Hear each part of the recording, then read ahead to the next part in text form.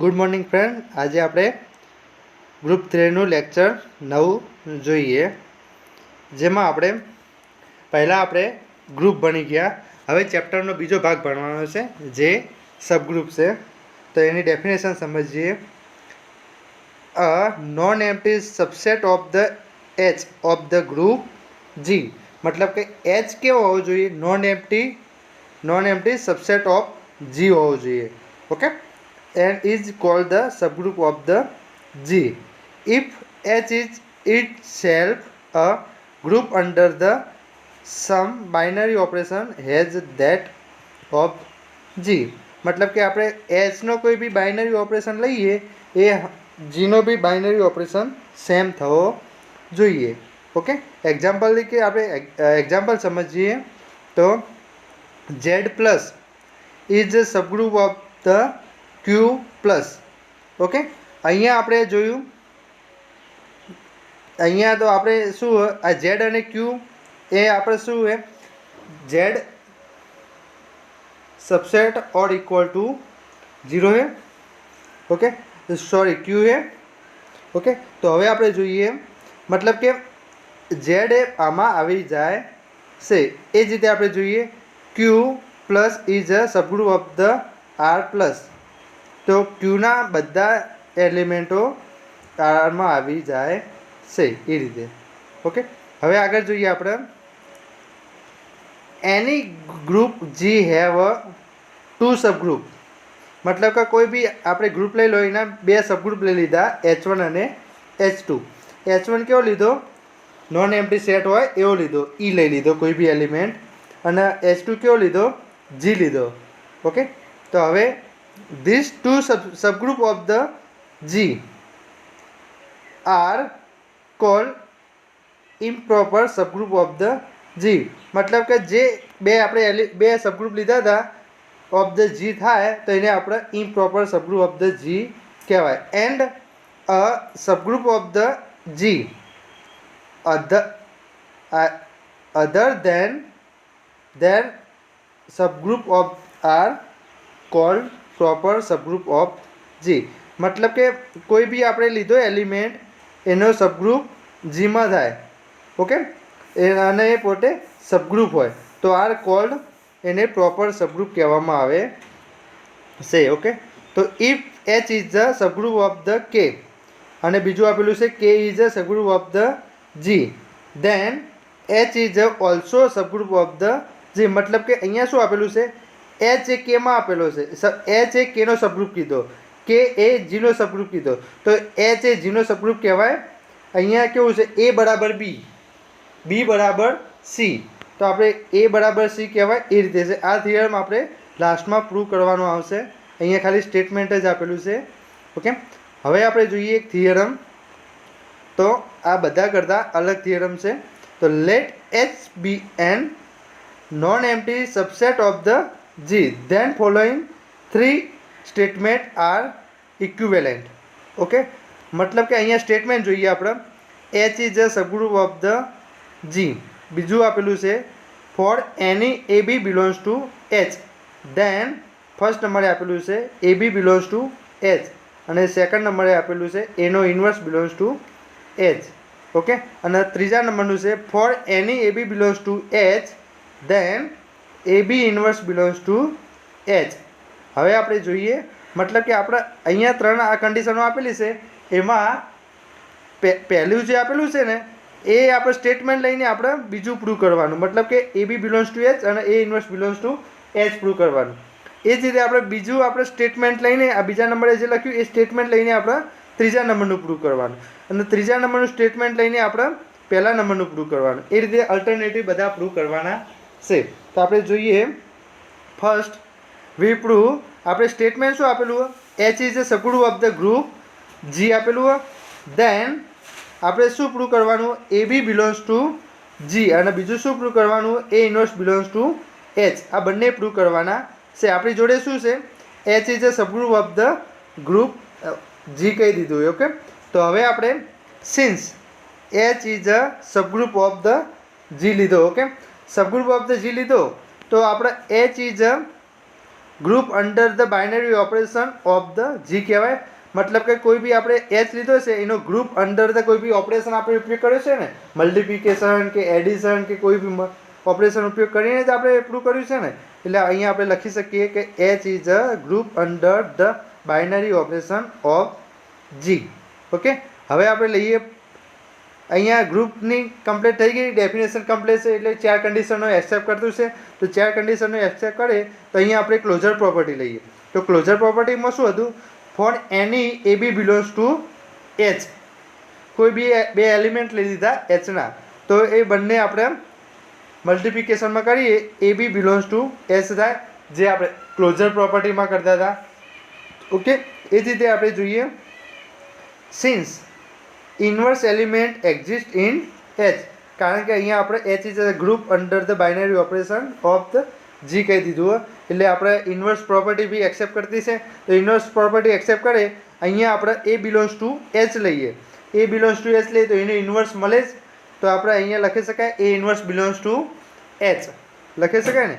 Okay, તો આપણે બંને વસ્તુ પ્રૂવ થઈ ગઈ, a b belongs to H અને a inverse belongs to H. Okay, હવે આપણે હવે બીજા નંબરનું લેવાનું. અહીંયા આપણે બીજા નંબરનું સ્ટેટમેન્ટ લેવાનું, મતલબ કે a b belongs to H અને a inverse belongs to H. અને શું પ્રૂવ કરવાનું? A b inverse belongs to H prove કરવાનું છે. તો આપણે જોઈએ નેક્સ્ટ. તો now we will to be prove if a b belongs to H, અને આપણે બીજું શું આપેલું છે? A inverse belongs to H આપેલું છે. ધેન આપણે શું પ્રૂવ કરવાનું? A b inverse belongs to H. અહીંયા આપણે જે ત્રીજા નંબરની આપેલી છે એ પ્રૂવ કરવાની છે. ઓકે, બીજું આપણે બીજા નંબરની આપી એ સ્ટેટમેન્ટ લેવાનું છે, અને ત્રીજા નંબરની આપી એ આપણે પ્રૂવ કરવાનું છે. ઓકે, તો હવે જોઈએ we have a a b belongs to H, અને બીજું શું છે? A inverse belongs to H. Okay, તો હવે આપણે બી બિલોંગ્સ ટુ એચ લઈએ તો b inverse belongs to b H થાય બાય ઇક્વેશન 1. કારણ કે અહીંયા આપણે શું છે? A b belongs to H લીધું, તો આપણે અહીંયા આગળ ઇક્વેશન પહેલાં એમાં 1માં જોઈ ગયા કે એ બિલોંગ્સ ટુ એચ લીધો તો એ ઇન્વર્સ બિલોંગ્સ ટુ એચ થતો. તો અહીંયા આવી આપણે બી બિલોંગ્સ ટુ એચ લઈએ તો આપણે બી ઇન્વર્સ બિલોંગ્સ ટુ એચ જ થાય ને. તો હવે since A belongs to H અને બી ઇન્વર્સ બિલોંગ્સ ટુ એચ, મતલબ કે એ બી એચમાં છે અને એ ઇન્વર્સ બી એચમાં છે, તો then a b inverse belongs to H લખી શકાય બાય ઇક્વેશન 1 પરથી. ઓકે, બંનેનું આપણે ક્લોઝર કરો તો આ બંનેનું આપણે મલ્ટિપ્લિકેશન કરો તો શું થાય? એચમાં જ થાય. તો thus for any a b belongs to H, a b belongs to H હોય તો then a b inverse belongs to H, જે આપણે ત્રીજા નંબરનું આપણે પ્રૂવ કર્યું. હવે આપણે જોઈએ આપણી જોડે શું છે? અહીંયા ત્રીજા નંબરનું છે a b inverse belongs to H લેવાનું છે, અને આપણે શું પ્રૂવ કરવાનું? H is a subgroup of the group G prove કરવાનું છે. ઓકે, તો હવે આપણે જોઈએ તો we show that if a b inverse belongs to H, અને બીજું શું છે? Then H is a subgroup of the G. Okay, એને આપણે ઇક્વેશન 2 કહી દઈએ. તો આપણે અહીંયા શું પ્રૂવ કરવાનું છે? આપણે H is a subgroup of the group G prove કરવાનું છે. તો એના માટે આપણે પહેલાં 4 કન્ડિશનો પ્રૂવ કરવી પડશે. ઓકે, એ એચ જીમાં છે એવું સાબિત કરવું પડશે. જીના સાબિત કરવા માટે આપણે ગ્રુપ સાબિત કરવું પડશે. તો ગ્રુપ સાબિત કરવા માટે આપણે 4 કન્ડિશનો સાબિત કરવી પડશે. ઓકે, તો હવે ફર્સ્ટ કન્ડિશન ક્લોઝર પ્રોપર્ટી. તો ક્લોઝર પ્રોપર્ટી આપણે જોઈએ તો let any x y belongs to H. તો ફ્રોમ ઇક્વેશન 2 પરથી આપણે શું લખી શકાય? Y belongs to H, then y inverse belongs to H થાય. ઓકે, હવે આપણે જોઈએ ટેકિંગ આપણે ધારી લીધું એ બરાબર એક્સ, એ બરાબર એક્સ અને બી બરાબર વાય ઇન્વર્સ. ઓકે, ફરીથી વન્સ મોર આપણે ધાર્યું કે સપોઝ એ બરાબર આપણે એક્સ લીધો અને બી બરાબર આપણે વાય ઇન્વર્સ લીધો ઇન ઇક્વેશન 2. ઓકે, તો અહીંયા શું થશે? આપણે a b belongs to H છે, a b inverse belongs to H છે આપણે સ્ટેટમેન્ટમાં એ b inverse belongs to H. તો અહીંયા આપણે એની જગ્યાએ આપણે એક્સ મૂક્યો અને વાયની જગ્યાએ આપણે વાયનો ઇન્વર્સ મૂક્યો, અને અહીંયા ઇન્વર્સ હતો જ, તો વાયનો ઇન્વર્સનો ઇન્વર્સ બિલોંગ્સ ટુ એચ લખી શકાય. તો હવે આપણે જોઈએ એક્સ વાય, અહીંયા વાયનો ઇન્વર્સનો ઇન્વર્સ આપણે ગ્રુપનું જ્યારે આપણે ડેફિનેશન જોઈએ એના પછી આપણે જોયું હતું તો વાયનો ઇન્વર્સનો ઇન્વર્સ હોય તો આપણે એકલો વાય લખી શકાય છે. ઓકે, તો x y belongs to H. તો શું થશે? H is a closure under binary operation. Okay, closure property થઈ ગઈ કારણ કે આપણે બે એલિમેન્ટ લીધા હતા એક્સ અને વાય અને બંનેનું આપણે મલ્ટિપ્લિકેશન એચમાં બતાવ્યું તો આપણે H is a closure under binary operation કહેવાય. હવે એસોસિએટી જોઈએ તો let any x y z belongs to H also H belongs to G આપેલું છે. ઓકે, 3 એલિમેન્ટ લઈ લીધા જે એચના અને એચ બિલોંગ્સ ટુ જી આપેલા છે. તો આપણે લઈ લઈએ તો શું થશે? X y z belongs to G થાય કારણ કે એચ એ જીમાં આપેલો હતો. X y z belongs to G and G is a group. Okay, તો so binary operation is a associativity in G. મતલબ કે જે આપણે બાઇનરી ઓપરેશન લગાવીશું એ જીમાં જશે. ઓકે, એસોસિએટી કરશું તો એ જીમાં જશે. ઓકે, તો હવે એક્સ ડોટ વાય બ્રેકેટમાં x dot y dot z is equal to શું થશે? એક્સ ડોટ બ્રેકેટમાં વાય ડોટ ઝેડ થશે. ઓકે, ધસ ફોર એની આપણે લીધા હતા x y z belongs to H અને આપણે શું સાબિત કર્યું? એસોસિએટી સાબિત કર્યું. તો ઓકે, તો binary operation is a associativity in H લખી શકાય અથવા તો આને આમ બી લખી શકાય H is a associativity in binary operation. Okay, હવે આપણે શું બાકી રહ્યું પૂરું કરવાનું? આઈડેન્ટિટી અને ઇન્વર્સ. તો હવે આપણે જોઈએ existent of the identity element. તો since H is a non empty subset of G. આપણે શું? H is a non empty subset of G. Okay, તો હવે આપણે કોઈ બી એલિમેન્ટ લઈ લેવો પડશે. નોન એમ્પ્ટી કીધું એટલે તો there exist x belongs to G such that x belongs to H. જે આપણે જીમાં લઈશું એ બી એચમાં જશે. ઓકે, તો ટેકિંગ એ બરાબર એક્સ લીધો અને બી બરાબર એક્સ લીધો. ઓકે, બંને આપણે એક્સ એક્સ લઈ દીધા બટ આપણે બિલોંગ્સ ટુ જીમાં લીધો ઇન ઇક્વેશન 2.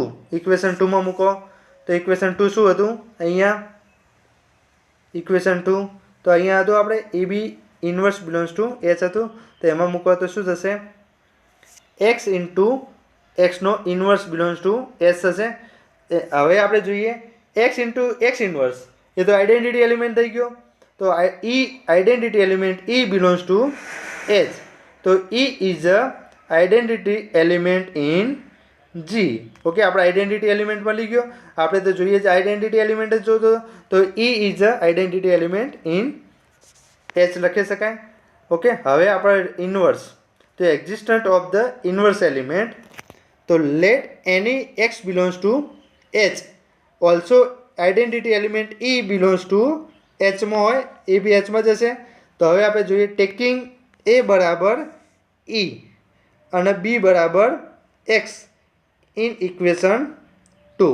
ઇક્વેશન 2માં મૂકો તો આઈડેન્ટિટી એલિમેન્ટ ઈ ઇન્ટુ એક્સનો ઇન્વર્સ બિલોંગ્સ ટુ એચ થાય.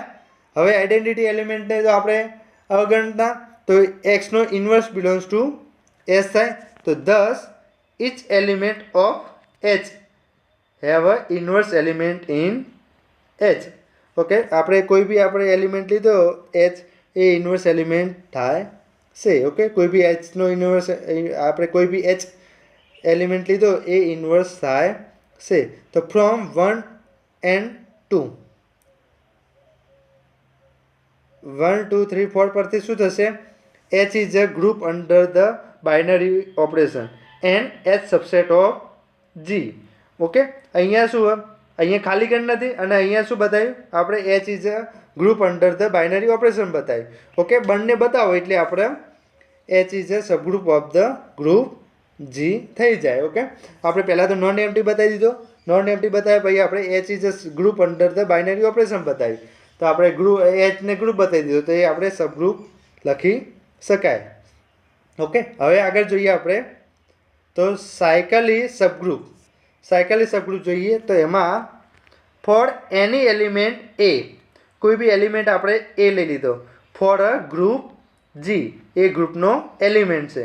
Okay, H is equal to શું થશે? સબગ્રુપ બરાબર શું થશે? એચ એ સબગ્રુપનો સિમ્બોલ છે. જેમ આપણે ગ્રુપનો જી કહેતા ને એમ આપણે સબગ્રુપને આપણે એચ કહેવામાં આવે છે. ઓકે, તો એચ ઇઝ ઇક્વલ ટુ શું થશે? A raise to n. N કેવા હશે? ઝેડના એલિમેન્ટ હશે. Okay, a raise to n હશે. N belongs to Z is a subgroup of the G and this subgroup is a, જે આ સબગ્રુપ થાય એ subgroup is called cyclic subgroup of the group G generated by element a. આપણે કોના દ્વારા આપણે generate કર્યો? એ દ્વારા જનરેટ કર્યો તો અહીંયા એ, અહીંયા એક્સ દ્વારા જનરેટ કર્યો તો અહીંયા એક્સ લખી શકાય. ઓકે, હવે આપણે એને સિમ્બોલમાં કઈ રીતે લખાય? It is denoted by cycle of a. Okay, અહીંયા આપણે આ બે કૌંસને આપણે સાયકલ કહેવામાં આવે છે. ઓકે, હવે આપણે જોઈએ તો cycle of A is equal to શું થશે? a raised to n belongs to z is a cyclic subgroup of the group G. Okay, એ રીતે આપણે જોઈએ સાયકલિક ગ્રુપ. તો સાયકલિક ગ્રુપ શું હશે? If there exist an element a એવો એલિમેન્ટ લઈ લીધો ઓફ ધ ગ્રુપ જીનો લઈ લીધો. ઓકે, ગ્રુપ જીનો એલિમેન્ટ હોય એવો લઈ લીધો. તો such that G is equal to cycle of a, then G is called cyclic group and A is called generated of the cyclic group of G. मतलब કે અહીંયા આપણે સિમ્પલમાં સમજીએ તો G is equal to આપણે જીના બધા જ એલિમેન્ટ સાયકલ ઓફ એમાં આવી જતા હોય તો એને આપણે સાયકલિક ગ્રુપ કહેવામાં આવે છે. ઓકે, હવે આગળ જઈએ આપણે એક્ઝામ્પલ તરીકે આપણે સમજીએ તો let G is equal to આપેલા છે Z4 અને એનું આપણે બાઇનરી ઓપરેશન આપેલો છે addition 4. Okay, is a group. Okay, હવે આપણે 1 લઈએ તો 1 એ Z4માં હોય, બિલોંગ્સ ટુ Z4. હવે 1 ની એક ઘાત લઈએ તો 1 ની એક ઘાત એટલે 1 જ લખી શકાશે. ઓકે, ક્લાસ ઓફ, અહીંયા ક્લાસ ઓફ આપણે લીધું કહેવાય તો અહીંયા ક્લાસ ઓફ 1, તો અહીંયા ક્લાસ ઓફ 1 નો સ્ક્વેર કરો તો એ ક્લાસ ઓફ 1 જ થશે. હવે આપણે જોઈએ ક્લાસ ઓફ 1 નો સ્ક્વેર તો શું થશે? Class of 1 addition 4 into class, અહીંયા 2 તો અહીંયા આપણે 2 વખત થશે. Okay, class of 1 into class of 1 બંનેનો આપણે સરવાળો કરશો તો શું આવશે? 2 આવશે. ઓકે, તો ક્લાસ ઓફ 2 લખાય. હવે આપણે એના 1 નો ગણ તો અહીંયા 3 વખત આવશે. ઓકે, અહીંયા આપણે H4 જેમ આપણે આગળ જોયું આગળના લેક્ચરોમાં જોયું એમ H4 તો આપણે 4 સુધી જ જવાનું, 4 એલિમેન્ટો જ આવવા જોઈએ. તો અહીંયા 3 છે તો ક્લાસ ઓફ 3 લખાય. એ જ રીતે આપણે જોઈએ એક ક્લાસ ઓફ 1 ની 4 પાવર તો ઇઝ ઇક્વલ ટુ 1 2 3 અને 4 4 વખત લખી શકાય. 1 1 1 વચ્ચે એડિશન આવશે કારણ કે અહીંયા આપણે ઓપરેશન શું લીધો? એડિશન લીધો હોય. ઓકે, તો અહીંયા કેટલો સરવાળો થશે? 4 થશે. પણ 4 ઇઝ ઇક્વલ ટુ તો આપણે 0 ગણવામાં આવે કારણ કે અહીંયા આપણે H4 સુધી જ લેવાનું છે. તો આપણે 0 1 2 3 અને 4 ઇઝ ઇક્વલ ટુ તો આપણે મતલબ કે 4 સુધી જવાનું નથી, 3 સુધી જ જવાનું છે. 4 નાથી નીચે જ રહેવાનું. અહીંયા 5 આપ્યું હોય તો 5 થી નીચે રહેવાનું. અહીંયા 10 આપ્યું હોય H10 આપેલું હોય +10 આપેલું હોય તો અહીંયા 10 થી નીચે જ રહેવાનું, 10 સુધી જવાનું નહીં. અહીંયા 4 આવે તો ફરીથી આપણે રિપીટ થશે તો અહીંયા 0 આવશે. તો અહીંયા આપણે ક્લાસ ઓફ અહીંયા આપણે જોઈએ cycle of class of 1 is equal to શું થશે? આપણે ક્લાસની ડેફિનેશન પ્રમાણે લખવું હોય તો ક્લાસ ઓફ 1 ની n બિલોંગ્સ ટુ Z. આપણે અહીંયા શું કર્યું? અહીંયા આપણે સાયકલની ડેફિનેશન લખી તો એ શેમાં હશે? એ Z4માં જ હશે કારણ કે આ Z4 મતલબ કે આ 0 1 2 અને 3 એના સિવાયના બાકી કોઈ એલિમેન્ટ મળશે નહીં. ઓકે, તો Z4 addition 4 is a cyclic group. એને આપણે સાયકલિક ગ્રુપ કહેવામાં આવે છે. મતલબ કે ગ્રુપના બધા એલિમેન્ટ અંદર મળી જાય, H4માં જ મળી જાય ને એટલે આપણે એને ગ્રુપ કહેવામાં આવે. Okay, and 1 and 3 are generated of Z4 + 4. Okay, હવે જોઈએ આપણે 3 નો જોઈએ આપણે તો 3 ને આપણે લખવું હોય સાયકલ ઓફ ક્લાસ ઓફ 3 લખવું હોય તો આપણે શું લખાશે?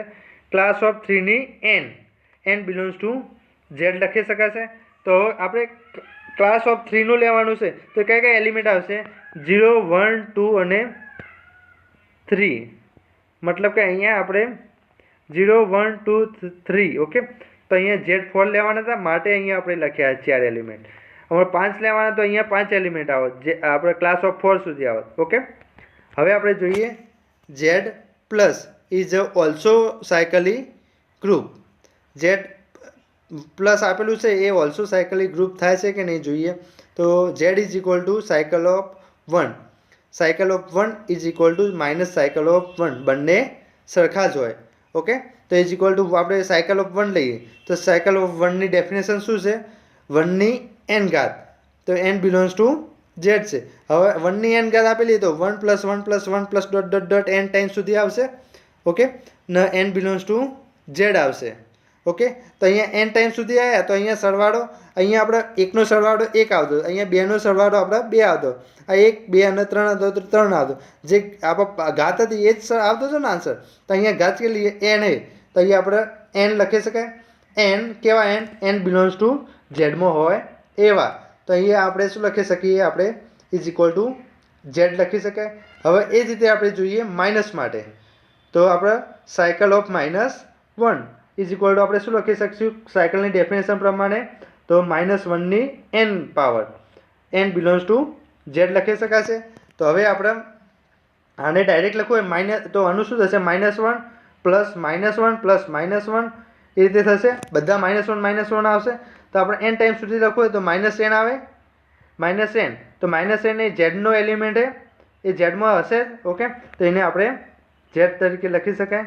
ઓકે, તો અહીંયા આપણે શું શું જોયું? સબગ્રુપની ડેફિનેશન, એનો એક થિયરમ જોયો, સબગ્રુપના એક્ઝામ્પલ જોયા, અને આપણે સાયકલ ઓફ ધ ગ્રુપ જોયું અને સાયકલ સબગ્રુપ જોયું. ઓકે, હવે આગળ ગયા લેક્ચરમાં આપણે આનાથી આગળ સબગ્રુપથી આગળ જોઈશું.